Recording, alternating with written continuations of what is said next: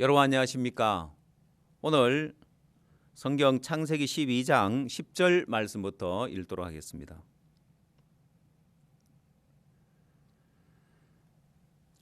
그 땅에 기근이 있으므로 아브라함이 애굽에 우가리하여 그리로 내려갔으니 이는 그 땅에 기근이 심하였음이라.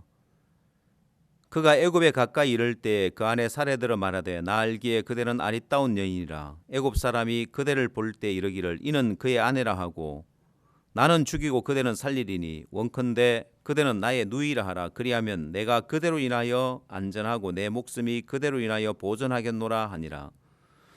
아브라함이 애굽에 이르렀을 때 애굽 사람들이 그 여인의 심히 아름다움을 보았고 바로의 대신들도 그를 보고 바로 앞에 칭찬하므로 그 여인을 바로의 궁으로 취하여 드린지라. 이에 바로가 그를 인하여 아브라함을 후대하므로 아브라함이 양과 소와 노비와 암수 나귀와 약대를 얻었더라. 여호와께서 아브라함의 아내 사레의 영구로 바로와 그 집에 큰 재앙을 내리신지라.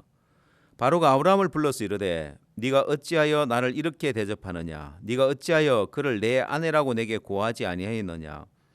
네가 어찌 그를 누이라 하여 나로 그를 취하여 아내를 삼게 하였느냐? 네 아내가 여기 있으니 이제 데려가라 하고 바로가 사람들에게 그의 일을 명하매 그들이 그 아내와 그 모든 소유를 보내었더라. 20절 말씀까지 읽도록 하겠습니다. 여러분 그리스도인의 삶 가운데 가장 중요한 것은 믿음을 배우는 것입니다. 오직 의인은 믿음으로 말미암아 살리라고 말씀하셨기에 이 믿음은 생명과 같은 것입니다. 자, 믿음을 배움으로 인하여서 정말 그 삶 속에서의 어떤 축복만이 아니라 모든 부분에 그 인생의 모든 부분에 우리가 믿음으로 구원을 얻고 영원한 생명을 얻는 것뿐만 아니라 삶의 모든 부분에 믿음으로 삶으로 인하여서 복을 얻을 수 있는 것이 바로 믿음입니다. 그래서 이 믿음을 꼭 배워야 하는데 중요한 건 어떻게 믿음을 배울 것이냐. 자, 그래서 오늘 우리가 창세기 12장 성경을 읽은 것은 여러분 창세기 12장은 아브라함의 삶의 시작이라고 할 수 있습니다. 아브라함을 믿음의 조상이라고 부르는데 이 아브라함의 삶, 믿음의 조상의 삶, 결국 믿음의 시작이라고 할 수 있죠. 아브라함이 어떻게 믿음으로 살았는가? 아브라함의 믿음의 시작점에 가서 우리도 그와 같이 아브라함과 같이 믿음의 삶을 배운다면은 우리의 삶이 복되고 영광스럽게 될 거라고 믿습니다.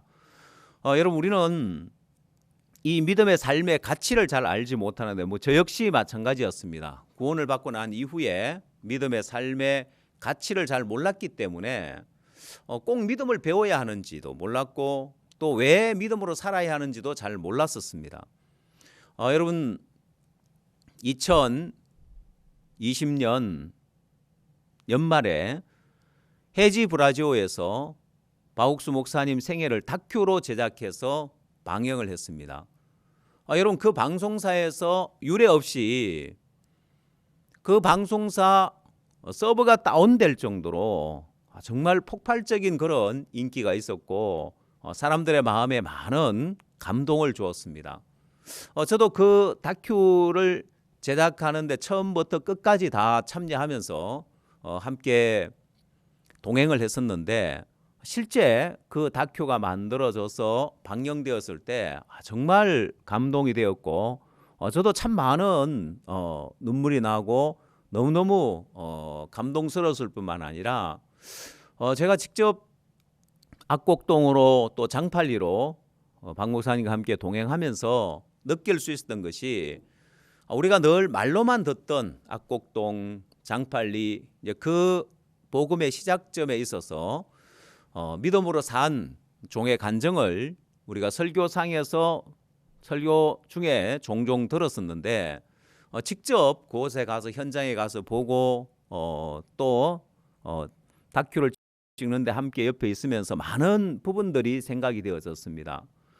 장팔리 교회를 갔을 때 바욱수 목사님 간증 중에 정말 겨울에 춥고 이불도 없이 주일학교 궤도를 듣고 자면서 야 이러다가 내가 얼어 죽는 거 아닌가라는 생각이 들었다가 아침에 개울가에 세수하러 가서 얼음장 밑에 송사리가 있는 걸 보면서 야, 이 얼음장 밑에 송사리를 지키시는 하나님이 나도 지키시겠다는 마음이 들어서 마음에 믿음을 갖게 되어졌고 참 많은 간증들을 얻으셨다는 이야기를 들었었는데 저희들이 다큐를 제작할 때 먼저 선발대로 가서 먼저 다음 촬영지에 가서 돌아보고 준비를 하고 하는 일을 했었는데 저희들이 장팔리 교회 그 뒤편에 개울가가 있었는데 저희들이 그곳에 가서 그 개울이 목사님의 그 간증 속에 나오는 개울인지를 잘 몰랐습니다. 보면은 나중에 다큐를 찍으면서 목사님이 그곳 예배당도 쭉 둘러보시고 또 뒤에 개울가도 가보시고 이렇게 하셨는데 근데 그때 마음에 제 마음에 굉장히 크게 느껴졌던 부분 중에 하나가 현재 장팔리 교회는 원래 맥카피 선교사님이 그 장팔리 교회를 시작을 했는데 교회가 잘 안 되고 어려워서 박옥수 목사님이 그 교회를 맡아서 하면서 그 교회가 이제 부흥하고 많은 사람들이 구원을 받아서 복음의 역사 일어났을 뿐만 아니라 목사님께서 그곳에 지낼 때 정말 가장 행복한 시기를 보냈다고 간증을 하셨는데 현재는 거기에서 목사님이 장팔리 교회에서 목회를 하시다가 군대를 가게 되면서 이제 다른 사역자들이 왔는데 여러 명이 그곳에 사역자들 거쳐갔지만은 다 떠나갔다는 거죠.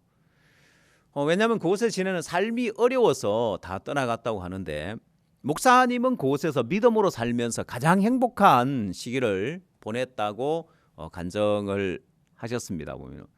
근데 지금 현재 그곳에는 다른 목사님이 목회를 하고 계시는데 이제 그곳에 갔을 때 참 비교되는 것이 있었습니다.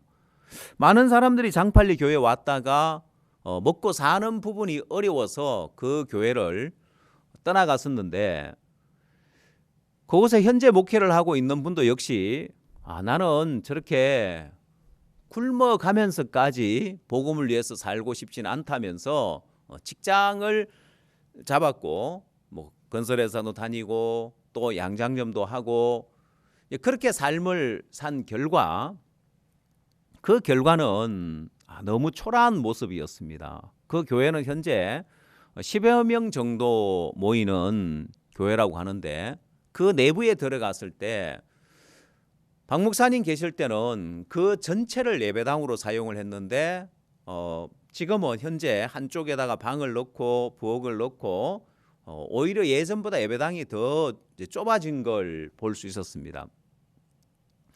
여러분 박 목사님은 믿음으로 복음만을 위해서 살아오셨고 이제 그곳에 있는 목사님은 믿음으로 사는 것도 좋지만은 복음을 위해 사는 것도 좋지만은 굶어가면서까지 복음을 위해서 살고 싶지는 않다면서 직장을 다니고 또 양장점을 하고 그 삶의 결과는 그 당시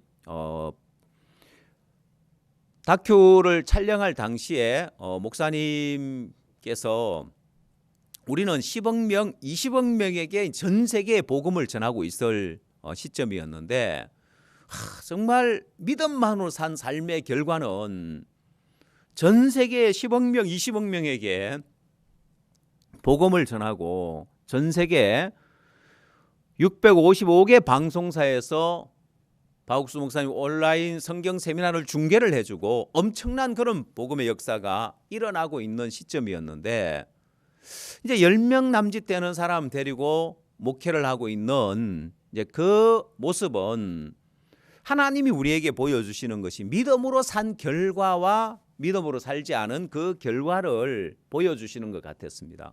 제 마음에 참 많은 생각이 되어졌습니다. 그 당시 도와주는 이 아무도 없고 또 인간적인 방법이나 그 어떤 수단도 쓰지 아니하고 하나님 한 분 의지해서 살아온 결과 지금은 전 세계 중심에 박 목사님을 세우셨고 전 세계를 움직이는 이런 일들을 하나님이 하고 계시는, 마치 우리에게 코로나라는 이 문제는 우리에게 재앙이 아니라 오히려 하나님이 큰 축복으로 바꾸시는 걸 볼 수 있었습니다.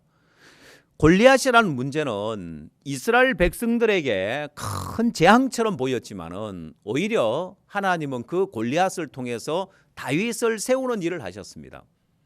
이스라엘 가운데 하나님은 다윗을 드러내고 다윗을 세우고 싶어서 골리앗이라는 문제를 주셨던 것처럼, 역시 코로나를 주신 것도 하나님이 당신의 종을 세우고 싶어서, 드러내고 싶어서 코로나는 문제를 주셨다는 생각이 들 정도로 하나님이 많은 축복을 주셨습니다. 여러분, 전 세계에 600개가 넘는 방송사, 지금은 이제 1000개가 넘는 방송사에서 연말에 크리스마스 콘서트 영상을 내보내 주었는데, 정말 그라시스 합창단의 크리스마스 콘서트를 통해서 또 전 세계를 또 깜짝 놀라게 했습니다. 여러분, 우리 마음에 참 기대가 되는 것은 지금까지 쭉 지난해 2020년 한 해를 뒤를 돌아보면 하나님이 뭔가 큰 계획을 가지고 하나님이 어떤 일을 하시는 것을 볼 수 있었습니다.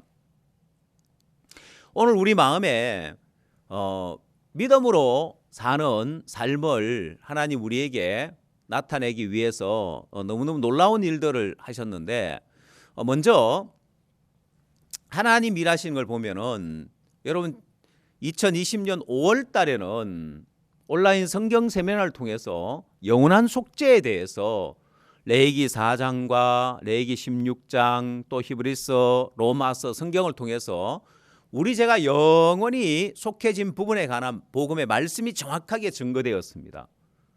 이제 그 다음 10월 달, 11월 달 온라인 성경 세미나 또 CLF를 통해서는, 그래 우리가 의롭담을 받았지만은 많은 목회자들 마음에 또 많은 기독교인들의 마음에 그래도 우리가 날마다 짓는 죄는 어떻게 하지? 왜냐하면 그들이 오랜 종교 속에 행위에 매여 있었고 날마다 짓는 죄를 회개 기도하며 죄를 용서받았기 때문에 영원히 의롭게 된 건 사실인데 그래도 또 이 죄를 용서드려야 되는 거 아닌가라는 이제 그런 생각 속에 사로잡혀 있던 그들에게 요한 1서 말씀을 목사님이 풀어주시면서 정말 많은 사람들의 마음에, 저도 그 말씀을 들으면서 이 어디를 가든지 목회자 모임을 해보면 꼭 나오는 질문이 요한 1서에 관한 1서 1장 9절에 관한 질문이었는데, 이제 그 부분에 대해서 어떻게 이걸 풀어주느냐가 관건이었는데 박 목사님께서 너무 쉽게 이 말씀을 풀어주셨는데, 마치 레위기 4장에 자기 죄를 깨닫고 자기 죄를 자백하고 양을 잡아서 속죄제사를 드리는 것처럼 사람들의 마음에 이 죄삼의 한 과정인 것에 대해서, 예수의 피가 모든 죄를 깨끗하게 하는 그 전제하에서 죄를 자백하는 것은 죄삼의 한 과정일 뿐이다. 이 요한 1서의 말씀을 풀어주면서 사람들의 마음에 행위에 매여 있는 그 마음을, 또 죄에 매여 있는 그 마음을 정확하게 풀어주셨고, 여러분 그동안 우리 선교에 대해서 잘못 알고 있고 기성교단의 한국 선교사들이 우리 교회에 대해서 비난해서 현지 목회자들 마음에 우리 교회에서 잘못된 시각을 가지고 있었던 그 목회자들의 마음을 또 완전히 하나님 바꿔놓으시는 걸 볼 수 있었습니다. 여러분, 제가 세계 여러 나라 많은 목회자들의 마음의 변화가 있으면 그 중에 인도의 목회자들의 어떤 그 흐름을 보면은 어떤 흐름이 있었냐면은, 우리에 대해서 한국의 기성교단의 선교사들이 비난을 해놨기 때문에 우리에 대해서 안 좋은 그런 마음을 갖고 있다가, 여러분 이 온라인 성경 세미나가 참 좋은 것은 그들이 이 말씀을, 누구나 말씀을 들을 수 있고, 특히나 온라인을 뿐만 아니라 공중파 방송을 통해서 또 케이블 방송을 통해서 또 어떤 나라는 국영 방송국에서까지도 박 목사님 온라인 성경 세미나를 방영해 주었기 때문에 직접 이 말씀을 들어보면서 많은 목회자들 마음에 변화가 왔는데 그중에 이분들이 박 목사님께서 가나 대통령께 존 아타밀 대통령 각하에게 복음을 전할 때 그 간증을 들으면서 이분들에게는 굉장히 일반 교회 목회자는 굉장히 충격적이었습니다. 왜냐하면 그들은 환자한테 가서 그냥 기도하고 병 낫기를 기도할 뿐인데 박 목사님은 임종을 몇 시간 앞두고 있는 대통령 각하에게 정확하게 복음을 전해줬고 대통령 각하의 마음에서 복음의 확신을 가지고 구원의 확신을 가지고 나 의롭게 됐습니다. 나 거룩하게 됐습니다. 여러분 이런 간증은 일반 목회자들에게 굉장히 충격적인 그런 간증이었습니다.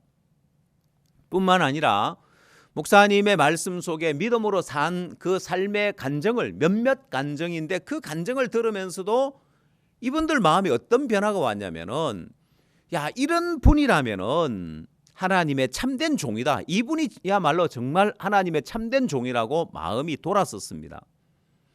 여러분 근데 참 감사한 것은 또 그렇게 마음이 돌아선 그들에게 하나님이 그라시아스 합창단의 크리스마스 콘서트를 통해서 또 굉장한 감동을 주었고 이어서 박욱수 목사님 생애 다큐멘터리를 통해서 그들에게 또 큰 감동을 줄 걸 생각하면 너무너무 소망스러운 것이 박욱수 목사님의 그 삶의 다큐는 다른 어떤 이야기가 아니라 믿음으로 산 간증이고 주님과 동행한 삶이고 주님이 어떻게 나와 함께 하시면서 나를 도왔는지 악곡동에서 장팔리에서 군대에서 하나님 어떻게 나를 도우시는에 대한 주님의 일하심의 간증이고 살아있는 간증이었기 때문에 여러분 이 다큐가 또 방영되어진다면 여러분 이건 또다시 전 세계 기독교를 한번 변화시킬 수 있는 큰 하나님의 큰 계획 안에서 일어나는 일이라고 느껴집니다. 여러분 처음 뉴욕에서 CLF 모임을 가질 때 박욱수 목사님 말씀 전에 간증하는 시간이 있었습니다. 김윤옥 자매 암에서 벗어난 간증도 있고 최요한 정갈에 물렸다가 살아난 간증도 있고 또 우리 김기성 목사님 교도소에서 16년 동안 있다가 변화된 삶의 간증도 있고 이런 간증들이 있었는데 여러분 미국의 목사님들이 그 간증을 들으면서 굉장히 충격적으로 받아들이는 걸 봤습니다. 왜냐하면 여러분 목사니까 어느 나라의 목회도 다 설교하죠. 믿음에 다 이야기를 하죠. 그러나 실질적으로 믿음의 삶을 산 그 간증을 들으면서 그들은 굉장히 충격적으로 받아들이는 걸 봤습니다.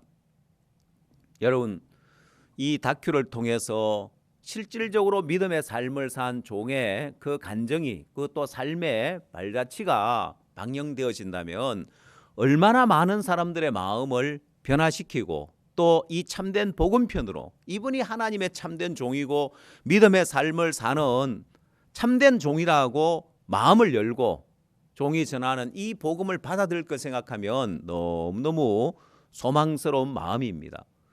여러분 이제 하나님 우리를 세상의 중심에 두셔서 우리가 무엇을 하든지 이제는 우리 자체 행사가 아니라 세상을 움직이는 교회가 되었습니다.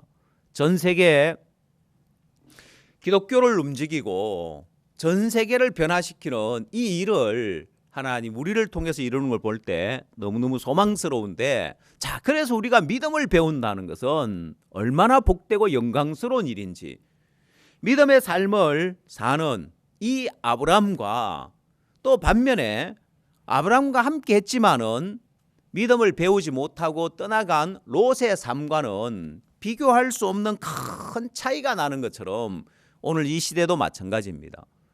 과연 여러분이 믿음의 삶을 배워서 믿음으로 사느냐 아니면 구원은 받았지만은 롯처럼 믿음을 배우지 못하고 그 인생 전부가 불행해지고 가정 전부가 불행해지는 불행한 길을 가느냐. 자, 그래서 믿음을 배운다는 것은 너무너무 중요한데 자, 그렇다면 아브라함의 믿음의 삶의 시작 창세기 12장에서 아브라함의 믿음의 삶의 시작점을 찾을 수 있는데 창세기 12장 1절 말씀을 한번 보겠습니다. 여호와께서 아브라함에게 이르시되 너는 너의 본토 친척 아비 집을 떠나 내가 네게 지시할 땅으로 가라. 내가 너로 큰 민족을 이루고 내게 복을 주어 내 이름을 창대케 하리니 너는 복의 권원이 될지라. 자, 하나님이 아브라함의 믿음의 삶의 시작점에서 너는 너의 본토 친척 아비 집을 떠나 내가 네게 지시할 땅으로 가라고 했습니다. 자, 여러분 믿음의 삶을 배우려면은 본토 친척 아비 집을 떠나야 합니다. 여러분 본토 친척 아비 집이라는 것은 내가 편안하게 안전하게 여유 있게 지낼 수 있는 곳이 본토 친척 아비 집입니다. 그러면 내가 어려움 없이 부담 없이 편안하게 지내는 가운데서는 절대 믿음을 배울 수 없다는 것입니다. 여러분 믿음을 배우려면은 본토 친척 아비 집을 떠나야 한다는 것입니다. 자, 하나님이 아브라함에게 이 믿음의 삶의 시작에 본토 친척 아비 집을 떠나라고 하는 것처럼 오늘 여러분이 믿음을 배우려면은 내가 부담 없이 어려움 없이 편하게 여유 있게 지낼 수 있는 그곳이 본토 친척 아비 집이기 때문에 거기서 떠나야 한다는 거예요. 거기서 발을 내딛고 새로운 세계를 향하여 발을 내딛고 가야 한다는 거예요. 어디로요? 부담스러운 곳으로, 어려운 곳으로. 자, 그래서 우리 삶 속에서 다른 사람이 볼 때는 어떻게 보일지 몰라도 여러분 내 마음의 증거가 있는데 내가 편안하게 지낼 수 있다면 내가 부담 없이 어려움 없이 지낼 수 있다면 그곳은 본토 친척 아비 집이 되어버립니다. 나름 믿음으로 산다고 살고 또 부담을 넘고 산다고 살고 한계를 넘고 산다고 살았다 할지라도 여러분 마음 안에 증거가 있습니다. 다른 사람이 볼 때는 어떨지 몰라도 지금 내가 편하게 여유 있게 부담 없이 지낼 수 있다면 그곳이 바로 본토 친척 아비 집이고 그 길을 떠나야 한다는 것입니다. 어디를 향해요? 내가 더 부담스러운 곳을 향하여 어려움이 있는 곳을 향하여 또 내가 한계를 넘어야 하는 곳을 향하여. 자, 근데 문제는 사람들이 내가 편안하게 여유 있게 안전하게 쉴 수 있는 그곳에서 떠나서 새로운 곳을 향해서 갈 때는 부담이라는 게 있고 어려움 당하면 어떡하지? 망하면 어떡하지? 자, 이런 염려를 하게 되어집니다. 여러분 이 당시 아브라함이 본토 친척 아비 집을 떠난다는 것은 그냥 살던 곳에서 이사를 한다는 차원이 아닙니다. 오늘 우리가 읽은 본문에서 아브라함이 애굽에 내려갔을 때 염려하는 염려를 보면 우리가 요즘 이 시대에 하지 않는 염려를 아브라함이 하고 있는 걸 봅니다. 아브라함이 어떤 이야기를 하냐면은 애굽 사람이 볼 때에 이러기를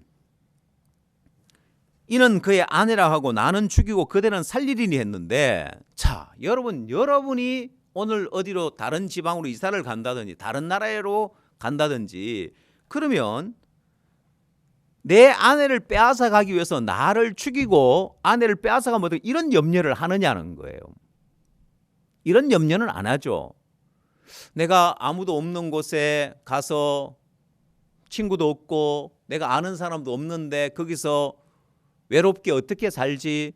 뭐 해외로 간다면 나 언어도 잘 못하는데 어떻게 이런 염려는 할 수 있을지 몰라도 아내를 빼앗길 걸 염려하고 나를 죽일 걸 염려하는 그런 염려는 없죠. 그럼 아브라함이 이 당시에는 그래 했습니다. 이 당시에는 이런 일이 있었기 때문에 아브라함이 이런 염려를 한 거죠.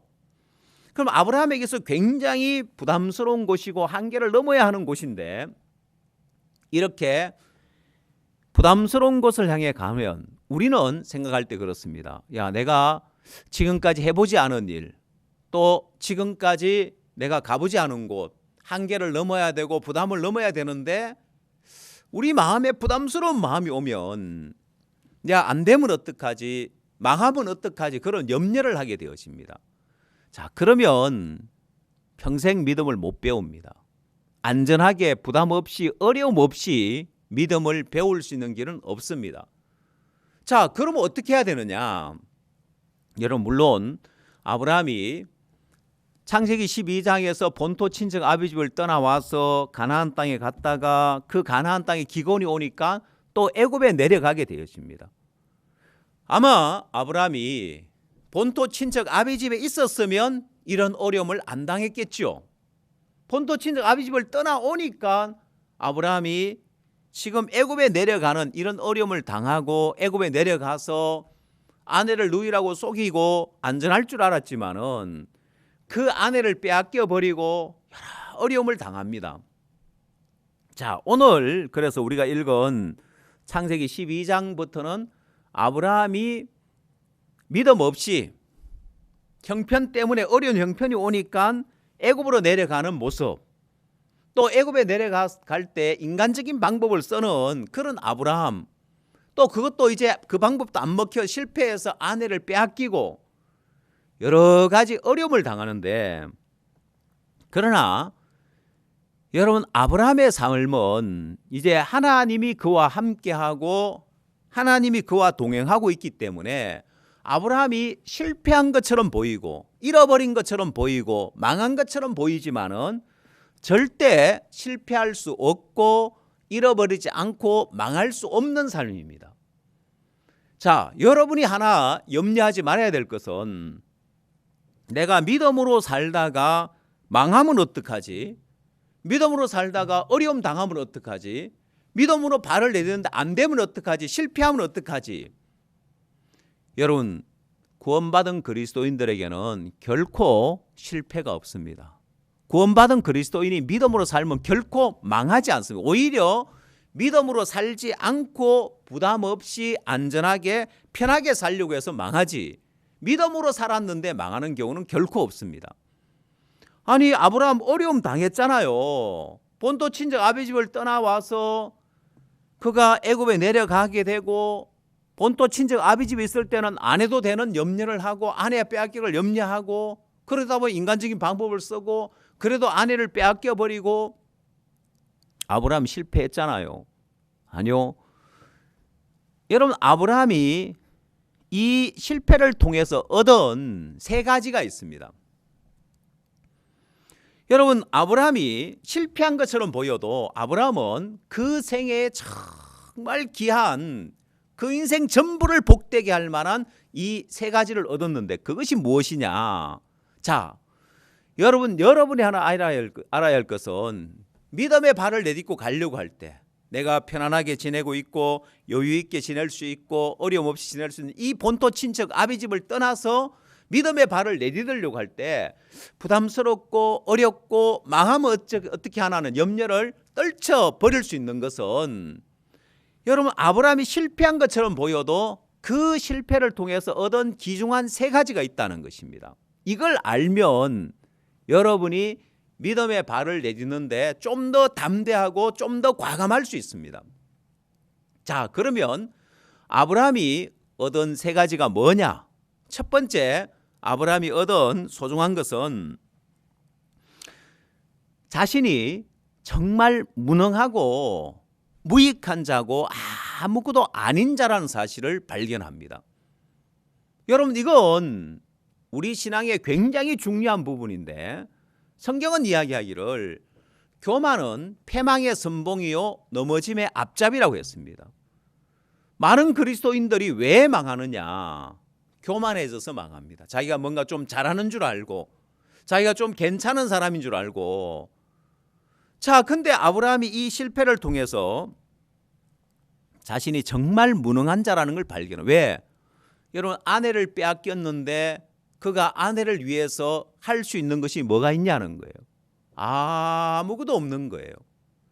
여러분, 아브라함이 본토 친척 아비 집을 떠나오면서 믿음의 발을 내딛고 가나안 땅에 왔을 때 보란 듯이 야, 이렇게 믿음의 발을 내딛고 오니까 하나님의 축복의 땅 가나안 땅에 들어오구나 하는 좀 잘했다는 마음도 들고 허무한 마음도 들었을 것입니다. 자, 그러다가 이제 기근이 오니까 점점 남방으로 옮겨가다가 애굽으로 내려가는데 10절 말씀을 보면 그 땅에 기근이 있으므로 아브라함이 애굽에 우가려하여 거리로 내려갔으니 이는 그 땅에 기근이 심하였습니다. 자, 여러분, 이때 아브라함의 마음을 보면은요, 그 땅에 기근이 있으므로 아브라함이 애굽에 우거하려 하여 거리로 내려갔으니라고 되어 있습니다. 여러분 여기에 아브라함이 애굽에 우거하려 하여, 이 말은 어떤 의미냐면 우거하려 했다는 것은 잠시 가서 머물러 있다가 돌아올 마음이었다는 거예요. 아예 살러 간 것이 아니라 잠시 갔다 와야 되겠다. 다시 말해서 아브라함은 자기를 믿는 마음이 있었습니다. 아니 내가 본토 친척 아비집도 떠나왔는데 뭐 내가 애굽에 가서 뭐 좋다고 애굽에 살겠냐, 잠시 갔다 오면 되지. 여러분 아브라함은 자기를 믿는 마음이 있었기 때문에 자기가 잠시 갔다가 다시 돌아오면 된다고 자기를 믿었습니다. 자, 결국 아브라함의 마음에 두 번째로 얻은 것은 내 판단을 믿으면 안 되겠구나, 내 자신을 믿으면 안 되겠구나, 나는 내가 판단할 때는 애굽에 잠시 내려갔다 오면 올 수 있을 거라고 생각했다는 거예요. 왜? 본토 친척 아비집을 떠나서 가나안 땅까지 왔는데 뭐 애굽에 본토 친척 아비집으로 가는 건 아니고 애굽에 잠깐 내려갔다가 오는 거야. 뭐 어때? 잠시 내려갔다 올 수 있을 거라고 믿었습니다. 자기를 믿는 마음을 가졌어요. 여러분 그 자기를 믿는 그 결과가 너무너무 그에게 고통을 가져 주는 거예요. 그래서 첫 번째는 야, 내가 참 무능한 사람이구나, 내가 참 무익한 사람이구나, 내가 아무것도 아닌 사람이구나 사실을 발견했고, 두 번째 발견한 것은 나를 믿으면 안 되겠구나, 내 생각 내 판단 믿은 결과가 나에게 이렇게 고통을 안겨주구나, 나를 믿은 결과가 나를 이렇게 불행하게 하구나, 그 사실을 발견했습니다. 여러분 사실 이 두 가지를 발견한다는 것은 굉장히 중요한 것인데, 여러분 아브라함의 생애 속에 그가 믿음의 발을 내딛고 본토 친척 아비집을 떠나서 가나안 땅에 들어오는 것 이상으로 또 중요한 것이 자신의 부족함을 발견하는 것입니다.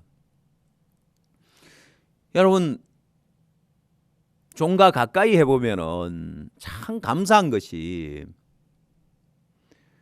내가 얼마나 못나고 부족한 인간인 것을 자주 발견하게 되어지는데, 여러분 마치 6.25 전쟁 때 군인이 부족하니까 학생들이 학도병으로 전쟁에 참전을 했습니다.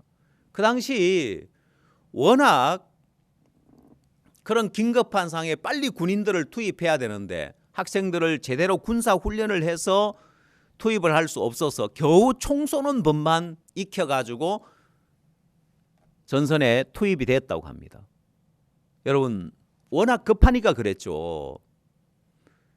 여러분 제 자신도 뒤를 돌아보면 마치 꼭 학도병 같았다는 생각이 들으십니다. 이 복음의 일이 급하기 때문에 복음 전하는 법 하나 알면 이 교회 안에서 복음 전도자로 세워준 거예요. 그러다가 몇몇 사람 구원을 받고 교회가 잘 되고 역사가 일어나면 내가 좀 괜찮은 사람으로, 내가 좀 잘하는 사람으로 착각하고 살았다는 거예요. 겨우 복음 전하는 거 하나 배워가지고.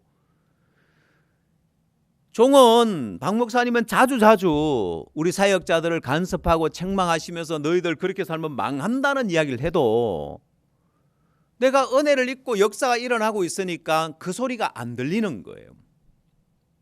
미련하고 어리석어서 잘하는 줄 알고 이렇게 은혜 입고 이렇게 역사 일어나고 이렇게 복음 전하고 살면 되는 줄 알았다는 거예요. 그리고 결국 나를 믿는 마음을 빼내지 못해서 결국은 망하는 길로 가고 결국은 대적자의 길을 가더라는 거예요.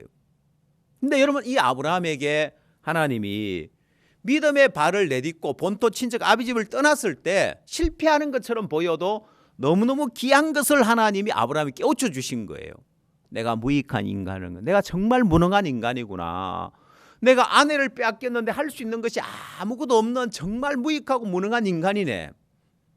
이 사실을 발견했고 첫 번째. 두 번째, 내 판단을 믿은 결과, 나를 믿은 결과 이렇게 나에게 고통을 안겨주구나. 그 사실을 발견했습니다. 자, 그러면 세 번째는 무엇을 발견했겠습니까? 여러분, 아브라함이 세 번째 발견한 것은 창세기 13장 1절 말씀을 보면 아브라함이 애굽에서 나올새 그와 그 아내와 모든 소유며 롯도 함께하여 남방으로 올라가니 아브라함에게 육축과 은금이 풍부하였더라.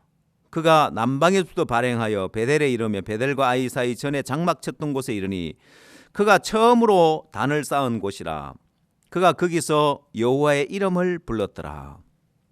자, 세 번째 아브라함이 발견한 것은 여러분, 아브라함이 여기서 처음으로 단을 쌓은 곳으로 와서 여호와의 이름을 불렀다는 거예요. 하나님, 당신은 여호와십니다. 여호와 하나님. 여러분, 여호와 하나님, 이 여호와의 뜻은 스스로 계시는 분.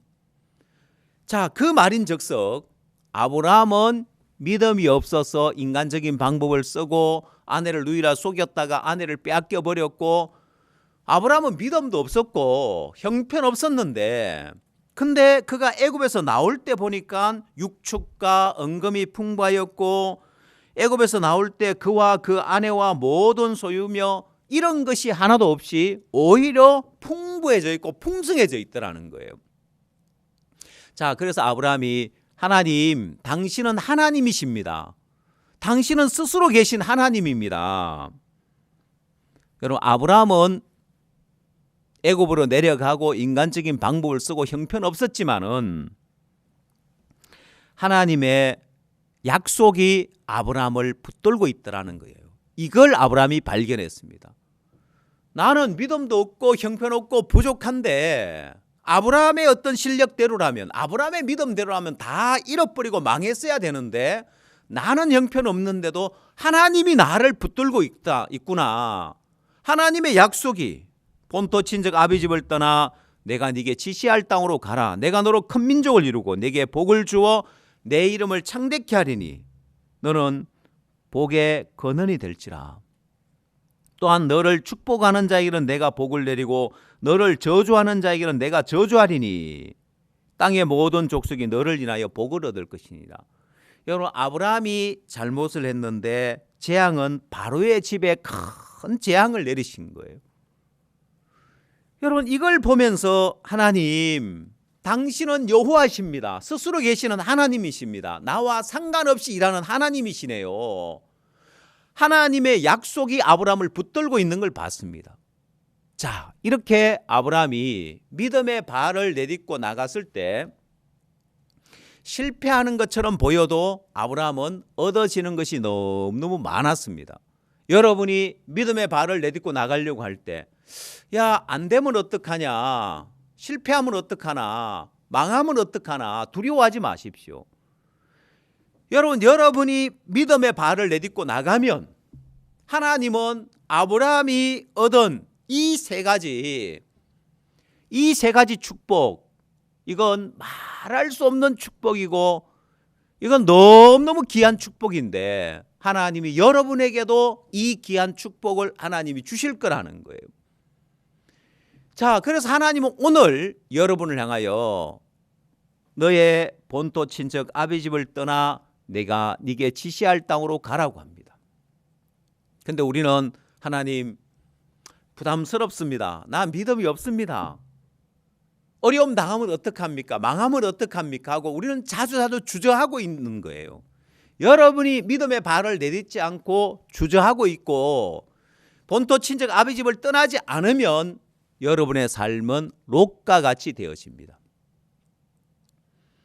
여러분, 롯의 삶을 보면 창세기 19장을 한번 찾아보십시오. 창세기 19장 17절 말씀 보겠습니다.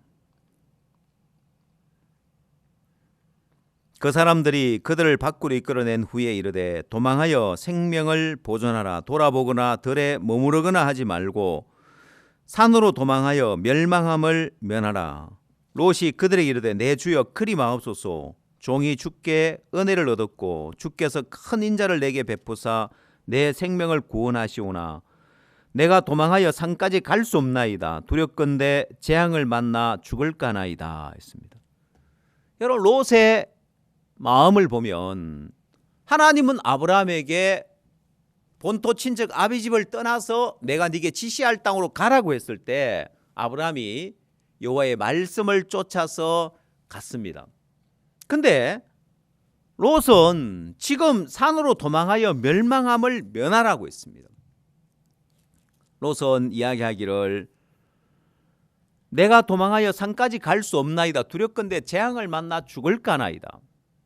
자, 여러분, 이 이야기는 마치 뭐와 같으냐면 하나님이 천지를 창조할 때 다섯째 날 하나님이 창조한 것이 있습니다.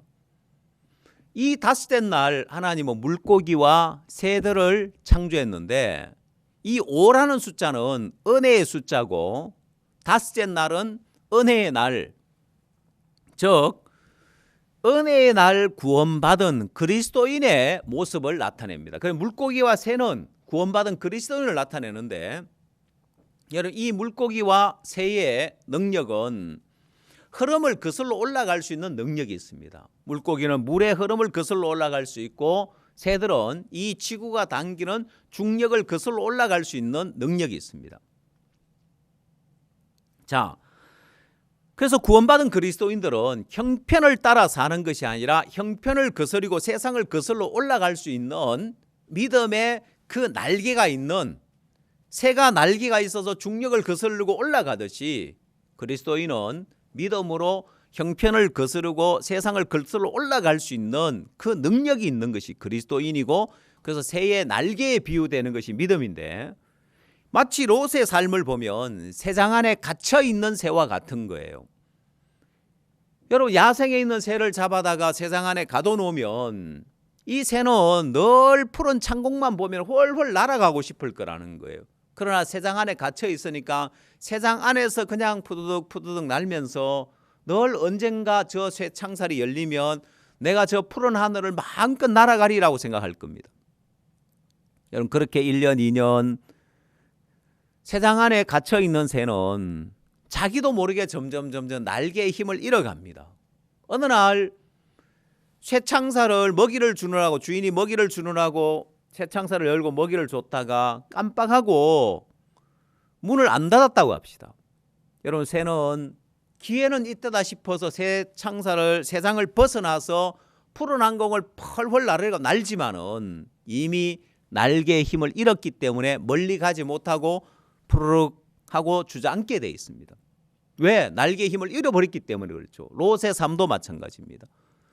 여러분, 아브라함을 떠났다는 것은 믿음에서 떠났다는 것인데 롯이 아브라함을 떠나서 믿음 없이 살다 보니까 이제는 정말 믿음의 발을 내딛어야 할 시점이 왔는데도 산으로 도망하여 멸망함을 면하라고 하는데도 산까지 갈 수 없나이다 하고 하더라고요. 믿음으로 살 수 없는 사람이 되어 있는 거예요. 여러분, 롯의 마음을 보면 롯은 자기 판단을 믿으니까 내가 산까지 갈 수 있느냐 없느냐 내 판단을 믿는 거예요.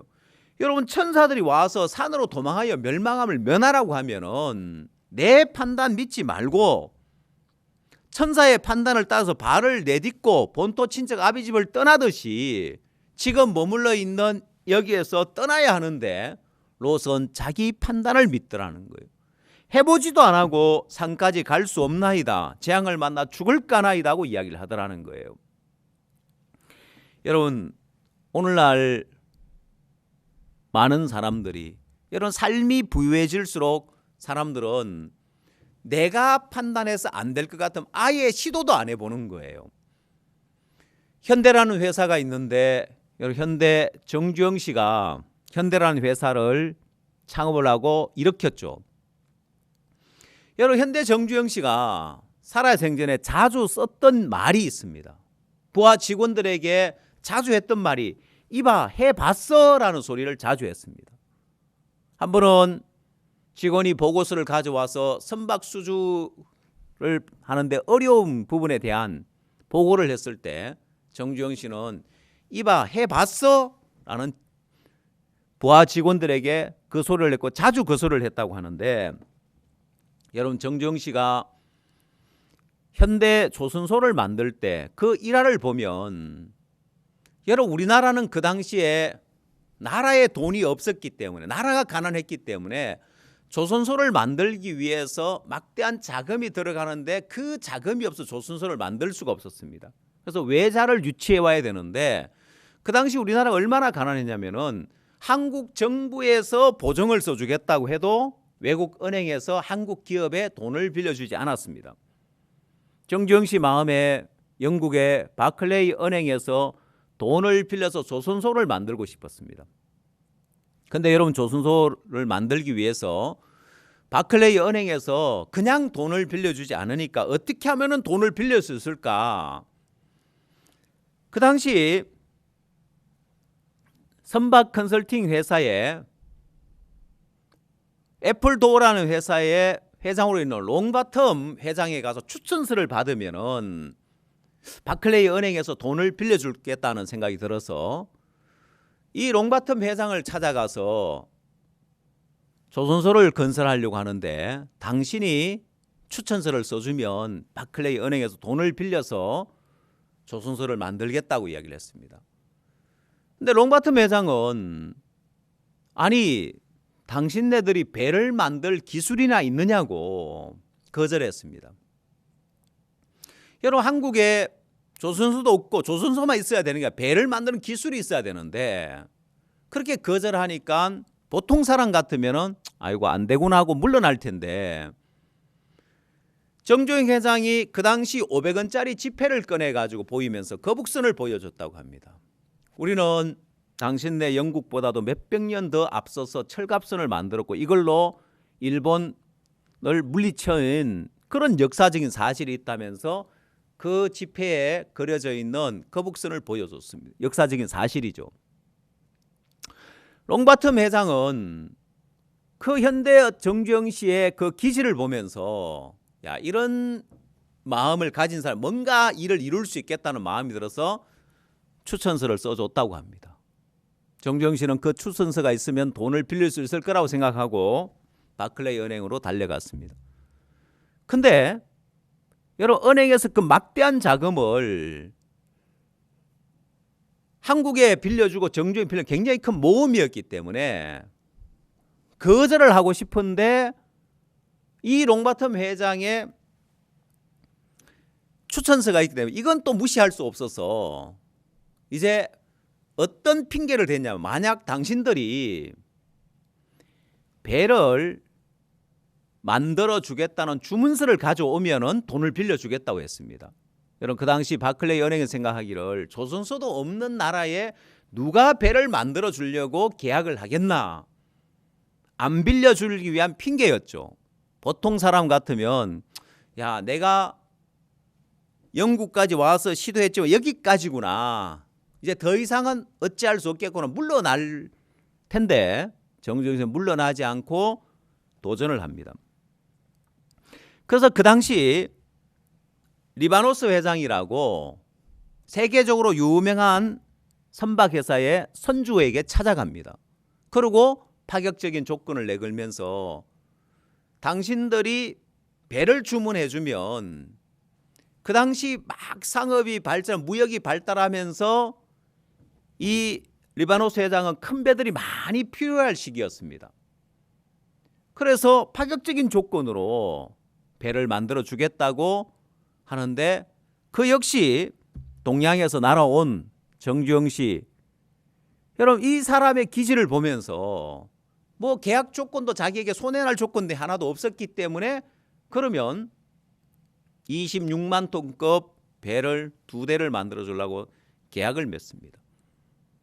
여러분 바클레이 은행에서는 정주영 씨가 설마 선박 그 수주 계약을 가져올 건 꿈에도 생각을 못했습니다. 근데 약속대로 배를 만들어달라는 주문서를 가져오니까 그때 바클레이 은행에서 어쩔 수 없이 돈을 빌려줬다고 합니다. 그리고 울산에다가 현대 조선소를 짓는데 여러분 그 과정을 보면 여러분 세상 사람도 안 된다고 물러날 마음을 가지면 아무것도 일을 못 이루는 거예요. 안 될 것처럼 보이고 불가능할 것처럼 보이는데, 그래서 정주영 씨는 이봐 해봤어? 해보고 안 된다고 하는 거야. 이런 롯은 시도도 안 해보고 안 된다는 거예요. 못 가겠다는 거예요. 재앙을 만나 죽을까 하나 가봤느냐는 거예요.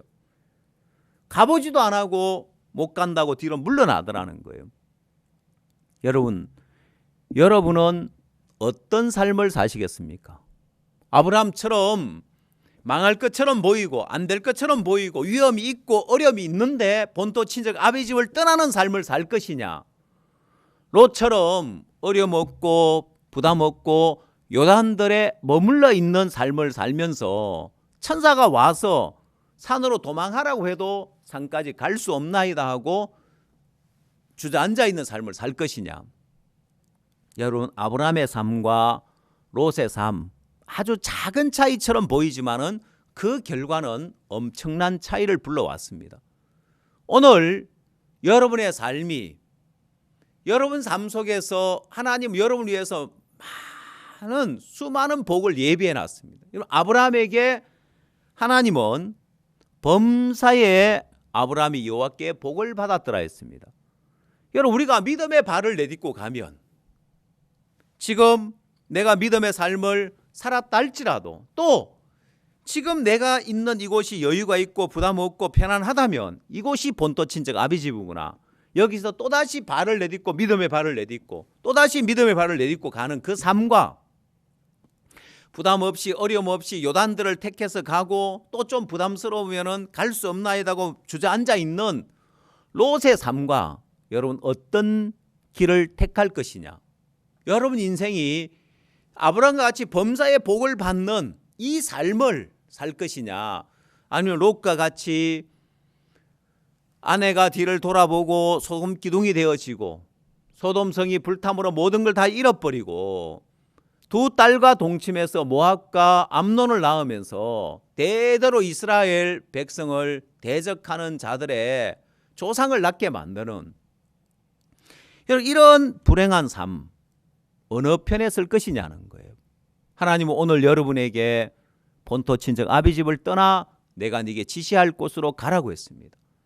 여러분, 구원을 받고 난 이후에 여러분이 지금 어떤 삶을 살고 있든지 간에, 여러분 이 믿음의 세계라는 것은, 우리가 일이라는 것은 아무리 일이 많고 어렵고 부담스러워도 여러분 시간이 지나고 나면 우린 익숙해집니다. 그리고 별 부담이 없어집니다. 예를 들면 여러분, 저는 제가 처음 고속도로를 달렸던 기억이 납니다. 처음 고속도로를 운전해 다닐 때 운전 경력이 별로 없을 때죠. 보면 옆에 큰 차가 지나가면 휙 하고 지나가면, 승합차를 운전했기 때문에 차가 휘청 하는데 운전하면서 졸린다는 말이 이해가 안 갔습니다. 아니 지금 막 목숨이 왔다 갔다 하는데, 근데 여러분 요즘은 운전하는데 제일 어려운 게 졸리는 게 제일 어려운 겁니다. 아마 여러분 운전을 오래 하신 분 누구나 공감하는 부분일 겁니다. 지금은 운전하면서 뭐 스낵도 먹을 수 있고 뭐 옆에 사람 이야기도 할 수 있고, 저는 운전 하나만 해도 모든 온 집중을 운전에만 해도 운전이 참 부담스러웠는데 익숙해지니까 부담스럽지 않잖아요. 모든 일이 그렇습니다. 여러분이 복음을 위해서 또 교회와 함께 주를 위해서 믿음의 삶을 살았다 할지라도 지금 여러분을 돌아보면서 지금 내가 별 부담 없이 어려움 없이 지낼 수 있다면 이곳이 본토 친척 아비 집이구나. 하나님은 여기서 또 떠나서 더 부담스러운 곳을 향해서 어려움이 있고 부담이 있고 한계를 넘어야 되는 그 발을 또 내딛기를 원합니다. 왜? 그건 어려움이 아니라 축복이기 때문에. 여러분, 아브라함은 본토 친척 아비 집을 떠나서 애굽에 내려가서 실패하는 것처럼 보였지만은 여러분 그때 아브라함이 얻은 세 가지가 있다고 했죠. 첫 번째, 자기가 참 무익한 인간이구나. 내가 정말 무능한 인간이구나. 내가 아무것도 아닌 인간이구나. 두 번째, 내 판단을 믿은 결과 이렇게 나를 고통스럽게 하고 나를 어렵게 하구나. 세 번째, 나는 이렇게 부족하고 연약하고 형편없지만은 하나님의 약속은 나를 붙들고 있구나. 하나님, 당신은 하나님이십니다. 여호와 하나님이십니다. 이 세 가지를 얻으면서 아브라함의 믿음이 굉장히 크게 성장하는 걸 봅니다. 자, 그래서 12장에 그런 어려움을 겪으면서 13장에 와서 아브라함이 굉장히 믿음이 성장해 있어서 롯에게 이야기를 하죠.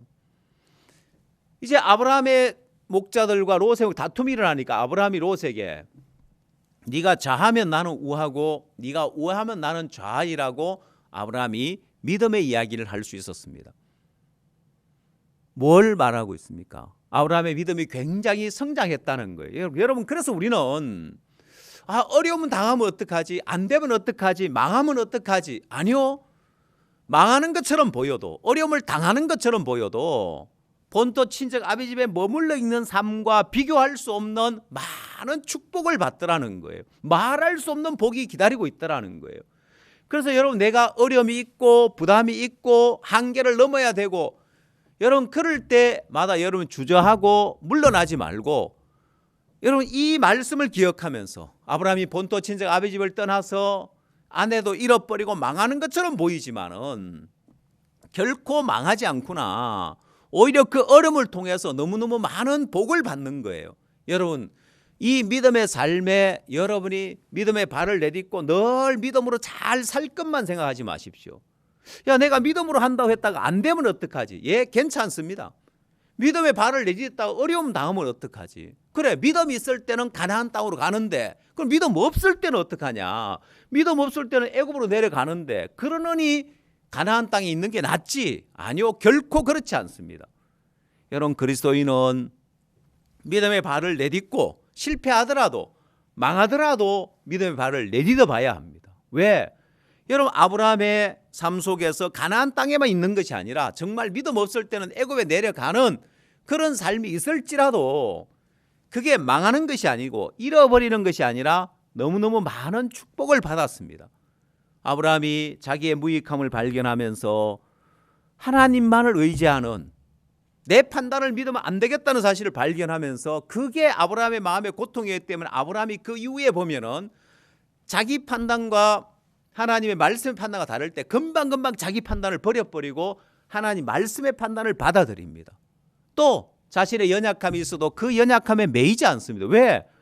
나는 부족하지만은 여호와 하나님이 계시기 때문에 나를 붙들고 나를 지키시는 그 하나님을 믿는 믿음으로 아브라함이 삶을 살면서, 여러분 이 창세기 12장을 통해서 아브라함의 믿음의 삶에 탄탄한 그 기초가 마련되어서 너무너무 복된 삶을 살게 되었다는 사실을 발견할 수 있습니다. 그 생애 전부에 영향을 미치는 걸 봅니다. 여러분 삶 속에서도 아브라함이 믿음의 발을 내딛고 가서 어려움을 당했지만은 배운 이 세 가지를 여러분도 배울 수 있게 되기를 바랍니다. 기도하시겠습니다. 하나님 아버지, 참 감사합니다. 아브라함의 삶 속에 믿음의 발을 내딛고 가면서 실패하는 것처럼 보이고 어려움을 당하는 것처럼 보여도 너무너무 많은 복을 받은 걸 봅니다.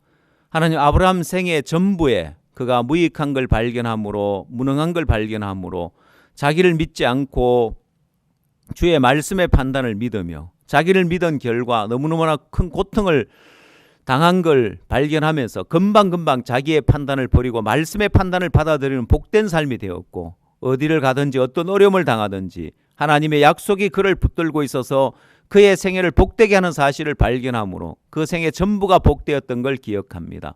하나님, 오늘 우리 모두의 마음에 이 아브라함이 배운 믿음의 삶을 배워서 그 생애 전부가 복될 수 있도록 주님이 축복해 주셨게 되길 바랍니다. 예수님의 이름으로 기도드렸습니다.